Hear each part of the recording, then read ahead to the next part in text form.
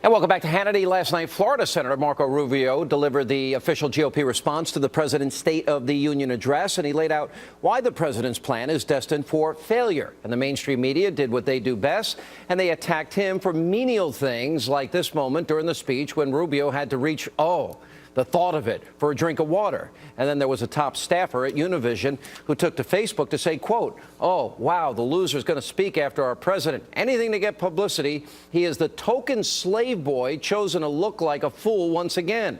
And last but not least, thrill up his leg, Chris Matthews. Here's his offensive commentary. I thought it was Tinker Toys. I thought it was primitive, something you'd hear in a high school debating team. First of all, he went after government as some kind of evil. Then he admitted that he had gone to school on student loans. And here with Reaction Radio talk show host, Fox News contributor Leslie Marshall, and Miami-Dade school board member Carlos Corbello. Thank you guys for being here. Let's deal with the water first. Let's put it up on the screen. You've given speeches. I've given speeches. You know what? I do it in every break. I take a drink of water. I do it all the time, all throughout my radio show. Look up on the screen. There's Barack Obama. There's Hillary Clinton. And they're all taking drinks of water during speeches.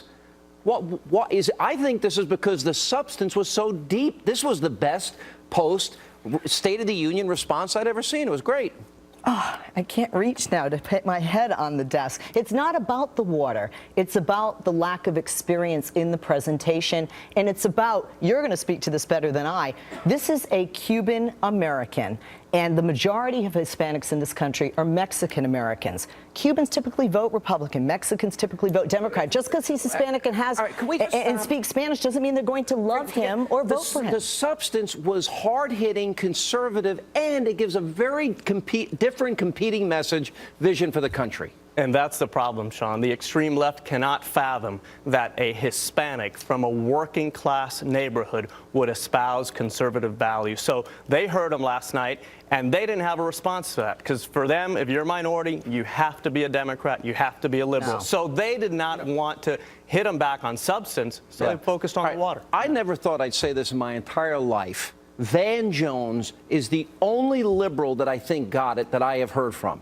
Now, Chris Matthews...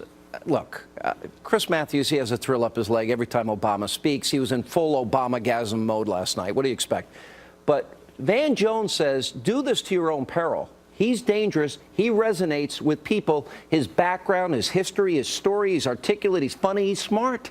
He's the whole package. Van Jones got it. He said he's dangerous for Democrats. I agree with Van Jones for the first time in my life. I do not agree, and I will tell you why.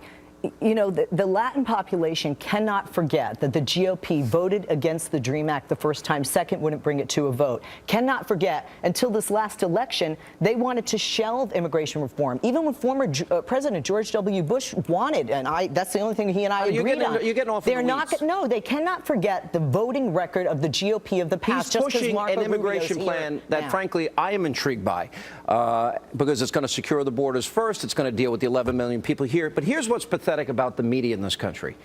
Barack Obama was asked one time about his buddy, where he started his political career, Bill Ayer, Bernardine Dohrn's home. Asked one time about a guy that was part of a group that bombed the Pentagon, New York City police headquarters, and the Capitol. But there's 4,000 articles about Marco Rubio taking a drink of water. Tell me what's wrong with that scenario. Well, Sean, and you mentioned the whole Univision story. You'd figure that a Hispanic network, a Spanish language network, would be proud of the fact that one of their own, one of our own, was going to have the honor of delivering the response to the president, not only in English, also in Spanish, yet what reflects the culture of the Univision newsroom, at least at the executive level, because there are some good people at work there now. At the executive news level, clearly there's a culture problem when an employee thinks that they can just go on Facebook and call a U.S. senator a dwarf, a slave, and all the other things she said. It's pretty offensive. I got to tell you, if these things were said, either Chris Matthews' comments or anybody else's, there would be charges of racism, indignation, outrage. Why is it conservatives get attacked this way and nobody seems to care in the media? I'm sorry. If the president had taken that much water, and even though I didn't think it was a big deal to focus on, or Hillary had, certainly the Clintons, come on, the right would be going crazy. And then on top of it, if the Democrats had ever given a response in Spanish, you guys would be all over us. You know why you're wrong? You know because if Barack Obama took a drink for the whole speech, I'd be very happy.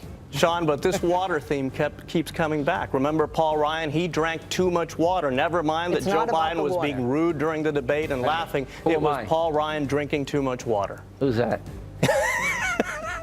Sorry. You know who that is.